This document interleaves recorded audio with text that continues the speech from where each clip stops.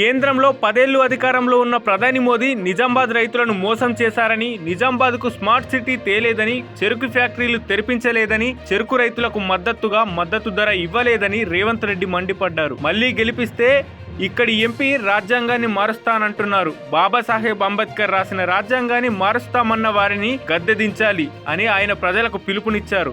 SC, ST, BC రిజర్వేషన్లు తీసేందుకు BJP ప్రభుత్వం కుట్ర పన్నుతోందని ఆరోపించారు.